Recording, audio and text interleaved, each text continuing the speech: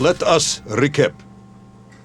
3 years ago, you were sent to the center of the Earth as part of a top-secret mission to ensure the delivery of little Orpheus, an atomic-powered capsule. You promptly vanished until you casually wandered up to Molodiyozhnaya station 3 years later, claiming to have saved the world but lost little Orpheus in the process. Is this correct? Yes, General, it is, but... You are charged with many crimes against the state, including desertion, lying to a superior officer, and sedition. Any one of these charges bears the punishment of execution by firing squad. General, you must be reasonable. I did my best. It's all true, I swear. I swear upon the lives of my family. Oh, do you? Auntie Marcia and Uncle Vanya, the traveling tinker and the pig dentist, or perhaps Cousin Pavel, the criminal mastermind with the unhealthy taste for eggs. How stupid do you think I am, Comrade Pivalov? Sudayu, it is all true. Maybe your toy maker, or was it watchmaker, father, who apparently taught you all he knew, despite being killed when you were less than 5 years old. I was a fast learner? You have precisely 1 minute to convince me not to summon the guards, and have you shot on the spot. A minute? A lifetime. It's all I need, General.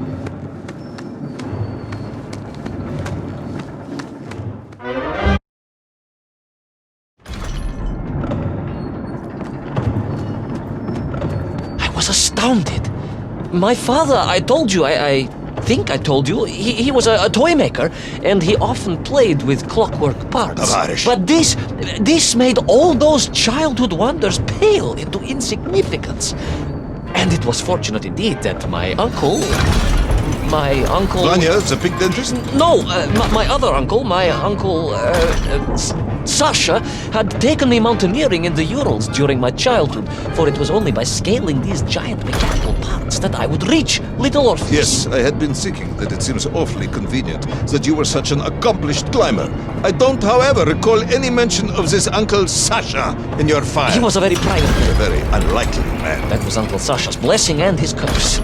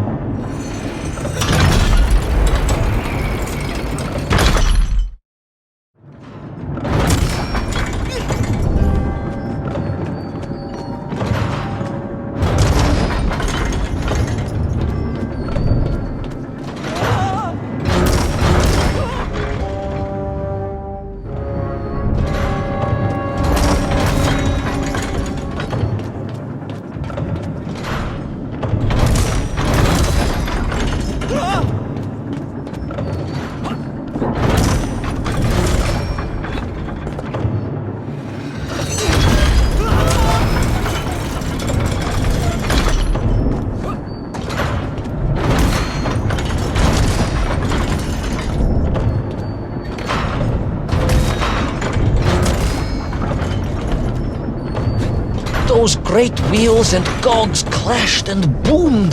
The vast hands of all time crunching forever and ever around. Ivan Ivanovich. Pendulums and springs and great big wheels and tiny little wheels. Tavarish Privalov, stop! Though at least the Mienk were not here, especially as they seemed to infest the world below the surface. Mienk everywhere. Mienk. Many Mienk. Mienk for plenty. Mienk. You are babbling. Comrade, enough.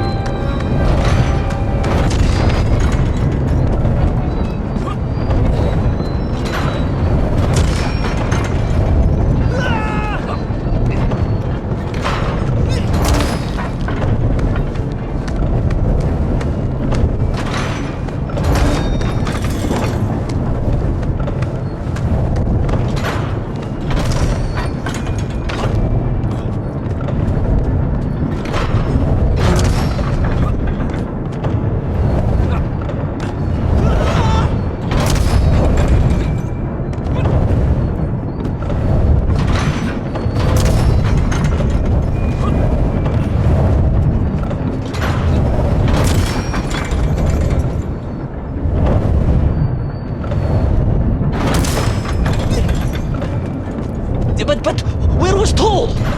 Aha! High above. On the clock face, perhaps. With his radios and his crystals. Oh, if I could just reach him, I could use the bomb. There is no bomb. You have no idea how to make a bomb. You have no idea about how to do anything one might actually expect of a cosmonaut. The bomb? Ivan Ivanovich! General? Time is up.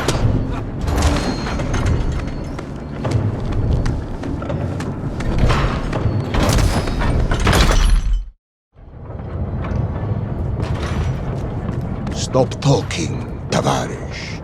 You don't know what happens next. It is obvious. You've done very well. I applaud you for your efforts and your story. It is a wonderful tale, Comrade Privalov. I have enjoyed it immensely. But every story needs an ending. And it is clear yours does not have one. I just need more time. I think that even if I gave you all the time in the world, it would not be enough. No, General. I can do this. That is, I remember what happens next. I just need to catch my breath and compose myself. We both know how this story ends, comrade. But little Orpheus, you haven't heard what happened.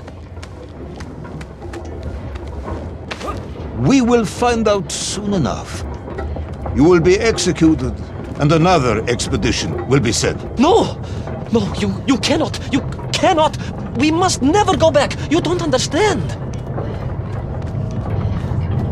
Make me understand. I am a kind man, although you may not believe this. I do not want to have you shot. So help me. Make me understand. Tell me what happened to little Orpheus.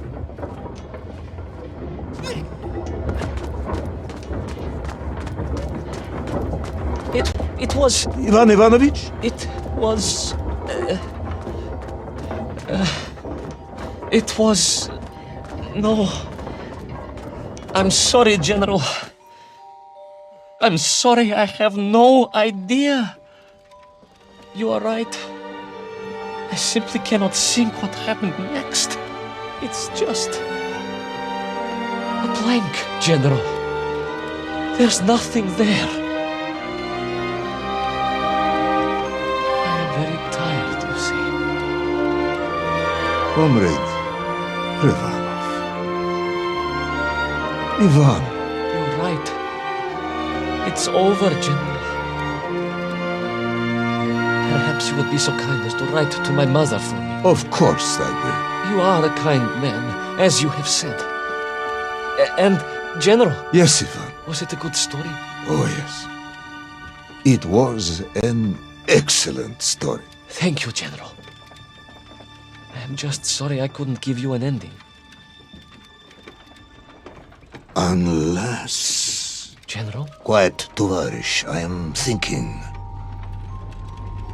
Unless... I seem to remember that there were many problems with little Orpheus during production. General? Problems with the casing around the atomic battery. Concerns. Concerns, General? Yes, concerns. Unlikely though that might be. Yeah, it seems if I remember that it failed to secure properly. A sharp blow could spring the hatch and expose the fragile casing of the bomb to any would-be vandal.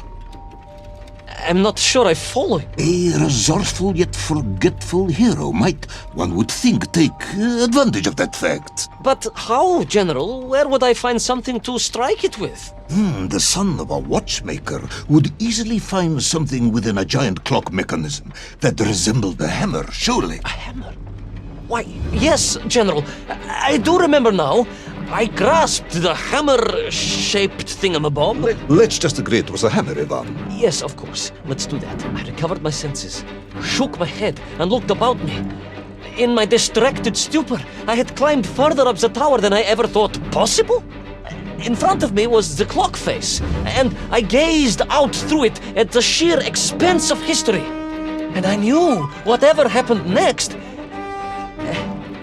happened next? The hand of destiny had fallen upon your shoulder. Yes! It had. And what an extraordinary hand it was.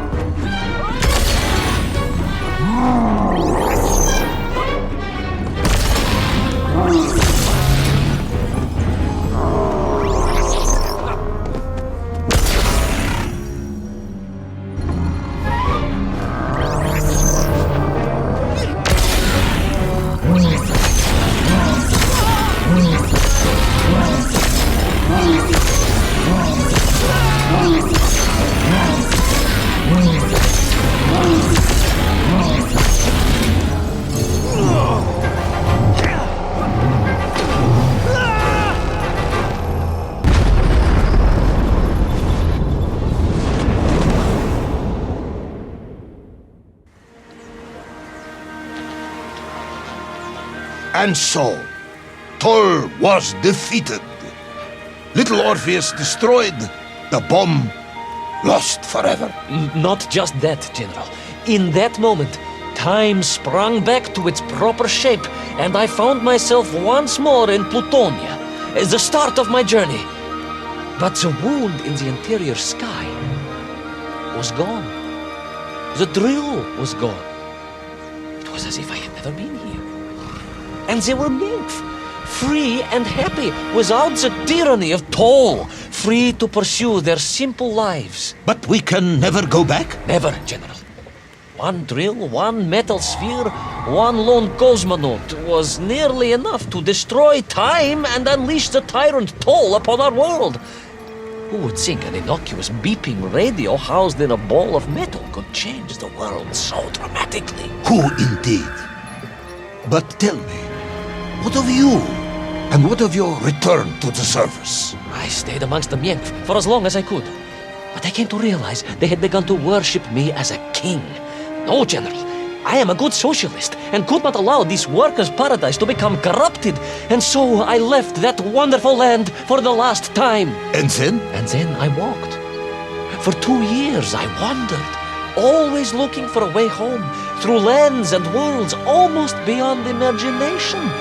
Until one day I emerged, blinking into sunlight, and realized I was home. Until one day I emerged, just like that? You just found your way back to the surface? Well, General, it was a little more complicated than that. There were great obstacles to overcome, and terrible challenges to face, and incredible lands to explore. Enough, Ivan. Little Orpheus is lost forever. The interior is sealed. You have returned with a story of socialism, triumphing over incredible odds. It is, as I said, enough for one night. Enough for my report, at least. General, if I may... Comrade Ivan Ivanovich Privalov, you are found guilty of all charges brought against you and sentenced to execution by firing squad. However, having listened to your story, I believe you are quite mad. In other words, I find your madness guilty, not you. And we cannot execute madness, and indeed, there are lessons to be learned, even in the depths of this madness. Perhaps the Americans were right to send a chimp after all. So, General? Get out of my sight, Ivan. Go home. Enjoy a state pension as a madman. Just make sure I never see you again. Yes, General. Of course, General. Anything you say. I shall be small and quiet and live a life without excitement and... Out! Until one day I just emerged. Oh, very good, Tavarish. Very good indeed.